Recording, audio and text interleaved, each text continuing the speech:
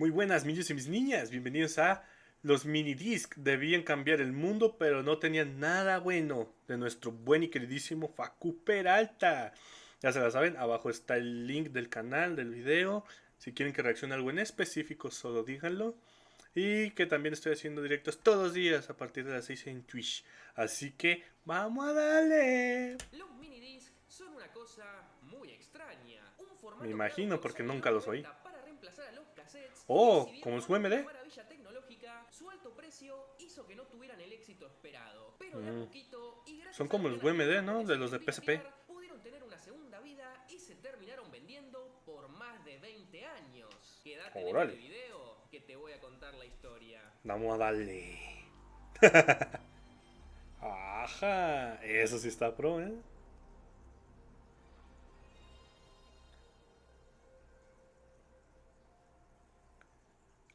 Esos son Pero antes de intros, no continuar, jaladas. vengo a presentarte No, perdóname, Facu, es que si Zelda. no YouTube se me pone sensible, ya saben. Ah, miren, es del mismo juego que patrocinó J. Gullen. Aunque él lo va a poner tal cual como anuncio y no va a pegar, YouTube se va a enojar conmigo. Y J. Gullen no, J. Gullen lo escondió en el video y quedó bien. Pero bueno, ya saben, si quieren también, cuando vean el video, si les gusta el jueguito, pues ahí está. Yo no les digo nada.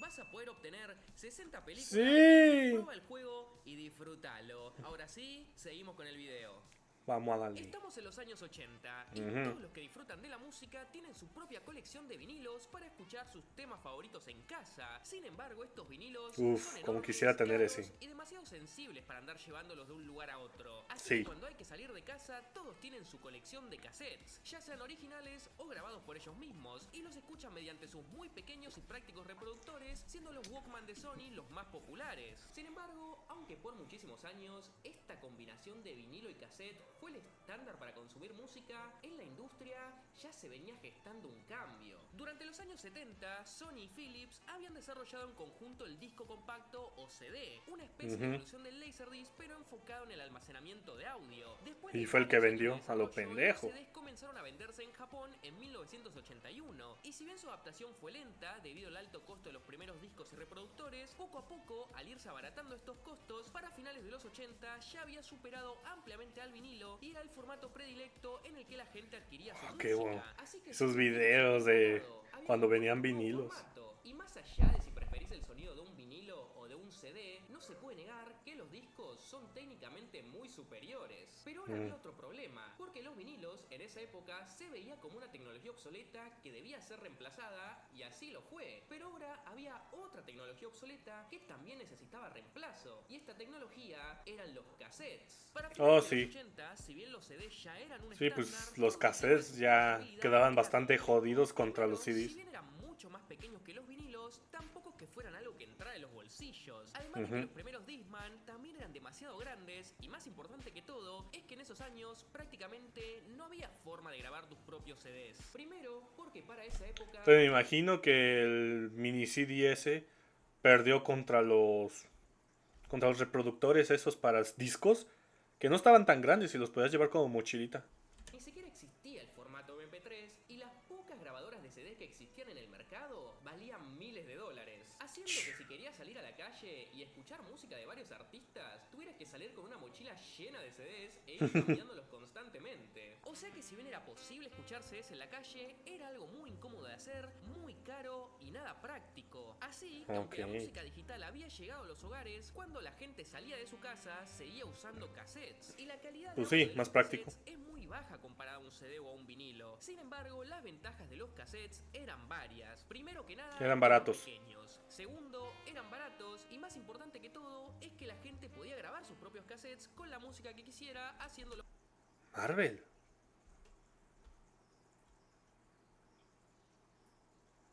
¿Serán los cómics leídos?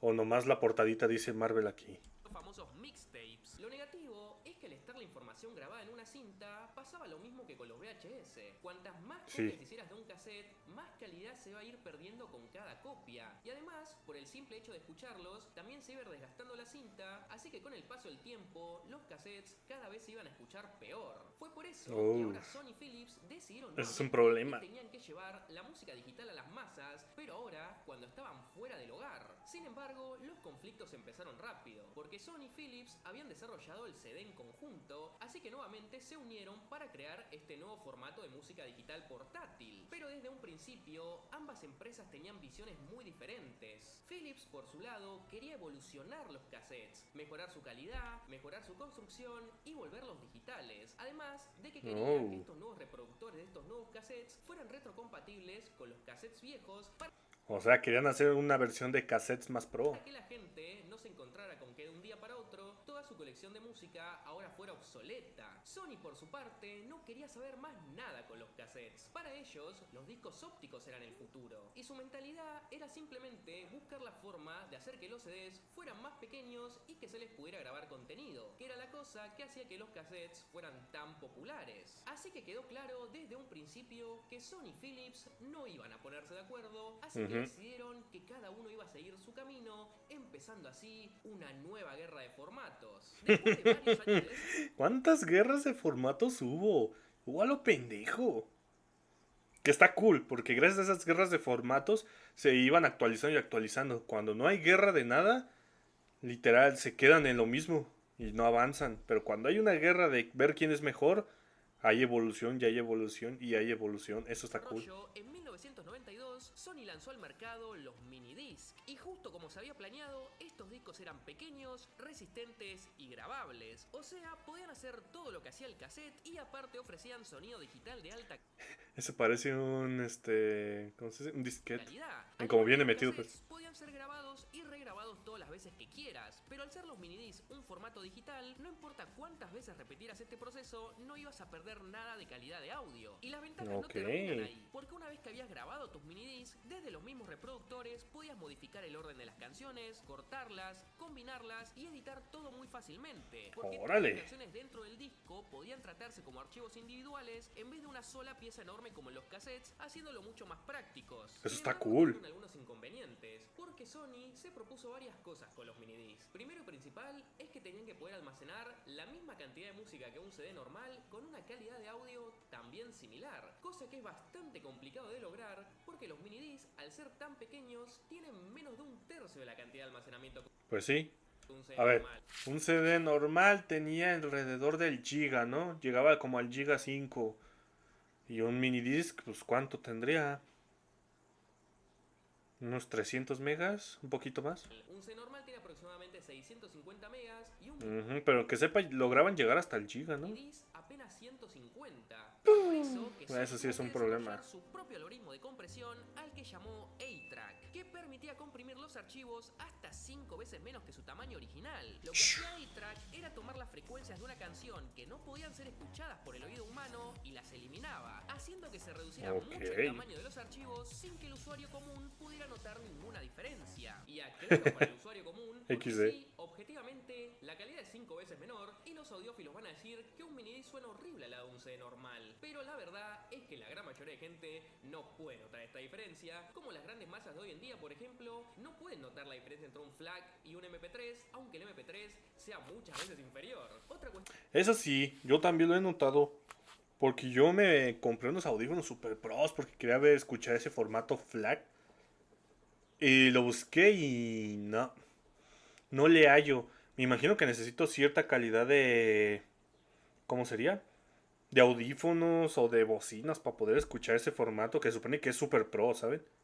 Pero no, yo nunca he podido hallar la diferencia entre ambos. Es que como se estarán dando cuenta, los minidisc eran una maravilla tecnológica para 1992. Y como cualquier tecnología de vanguardia, eran carísimos. Sí, superaba el cassette en todo sentido, y esto incluye el precio, con los primeros reproductores costando hasta $700, bastantes veces más que un Walkman. Y esto del precio creó una situación medio rara. Los audiófilos que tenían dinero para comprarlos no estaban interesados en el formato porque para ellos la compresión de audio era demasiado agresiva, y el resto de los mortales directamente no podían pagar los minidisc, por lo que siguieron usando los cassettes. Además, si bien los minidisc eran prácticos, los primeros tan curiosas esas cosas. Estos discos, aparte de carísimos eran enormes, casi Uy, del funcionaban tamaño a de un pilas. Discman y algunos incluso más grandes, que justamente fue el tamaño de los Discman uno de los factores que había motivado la creación de los minidisc. Y encima estos primeros modelos tenían una autonomía de batería nefasta, apenas durando 1 hora más o menos. O sea, No, que está cargabas el cabrón. minidisc y listo. Fue por eso que en su lanzamiento el éxito de los minidisc El fue chiste es casi que te dure un nulo, porque los putero. puntos negativos sobrepasaban a los positivos. Y para empeorar más las cosas,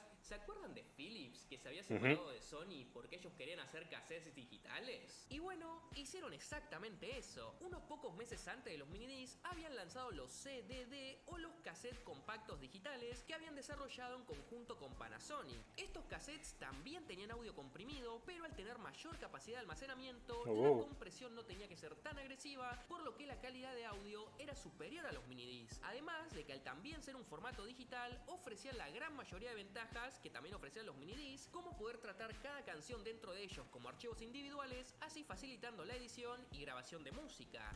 Ah, pero con cassettes. Eso está chingón. ¿Cómo mierda le hacen para grabar sobre un cassette? Eso está Y súper además, cool. los reproductores de estos nuevos cassettes eran retrocompatibles con los cassettes antiguos, haciendo que la gente no se encontrara con que de un día para otro toda su colección de música ahora estaba obsoleta. Igual Eso está genial.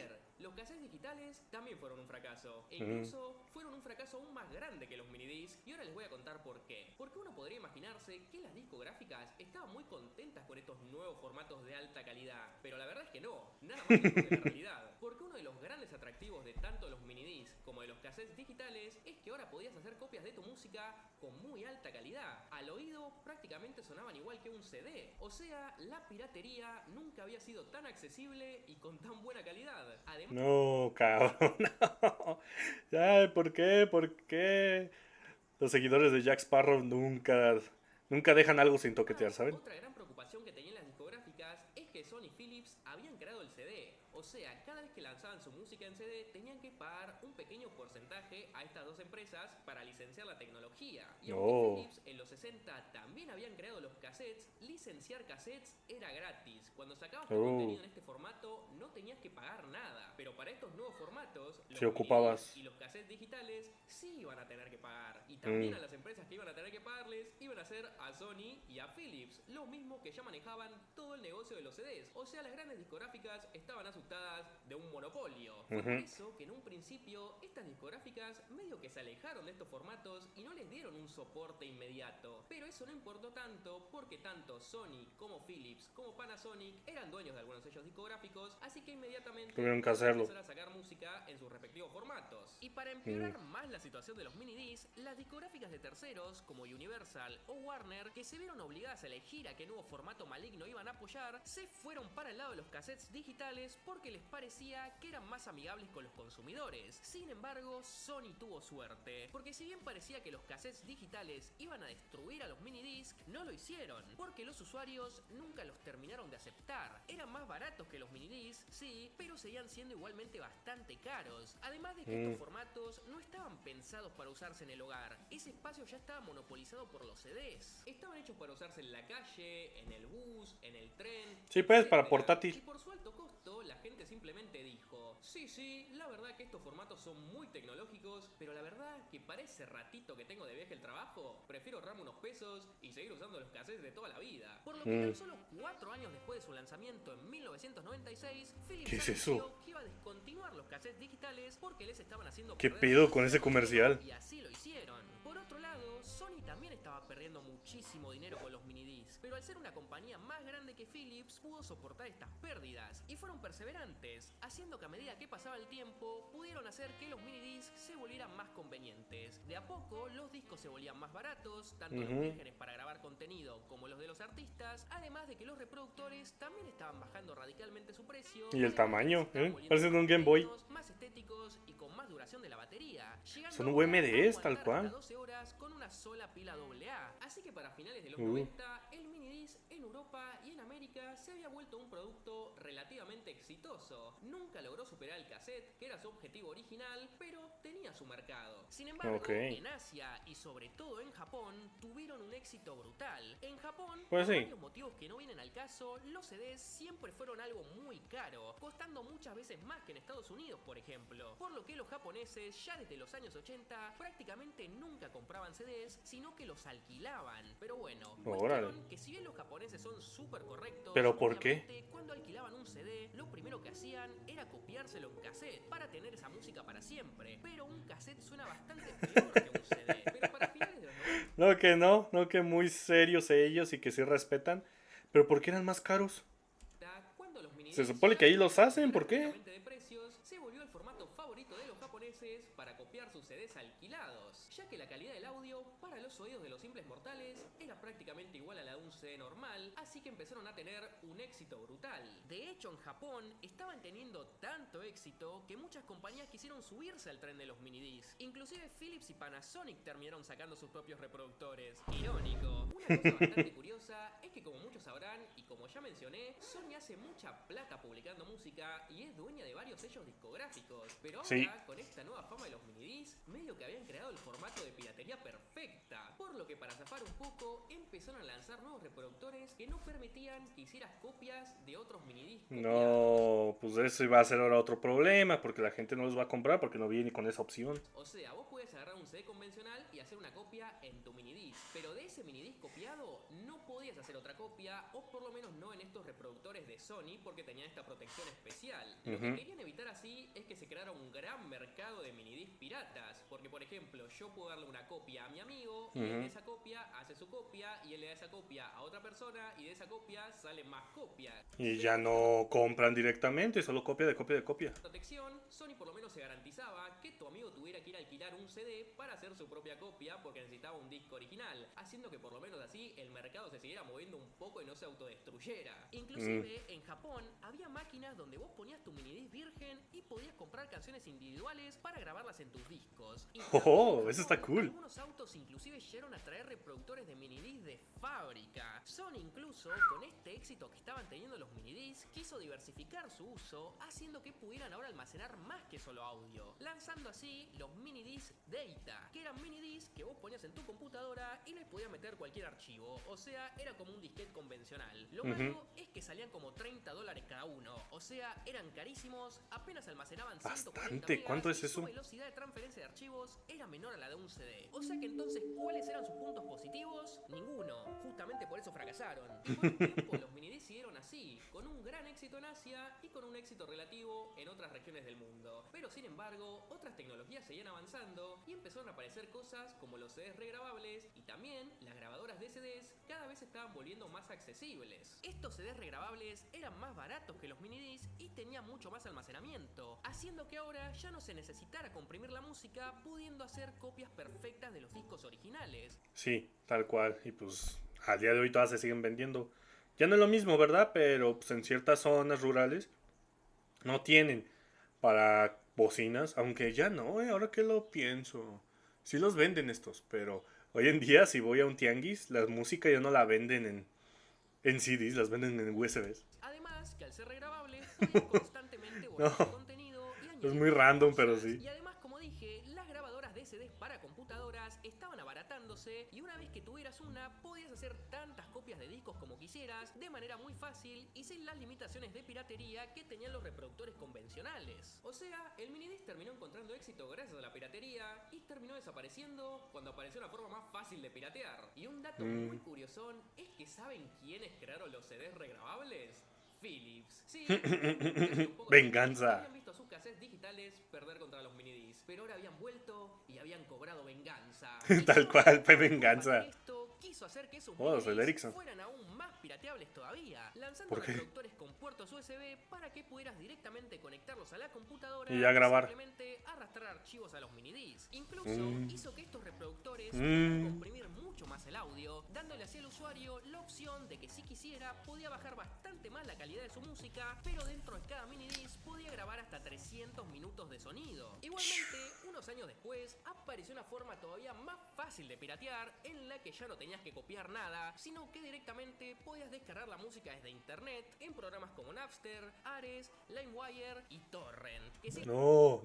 Ay, ya ven lo que les iba a decir. Aguas, aguas. les interesa, ya tengo videos sobre todo Que sepa, este es el peligroso. De todos estos, este es el que sí se pasaba de verga. Estos también, pues, ¿verdad?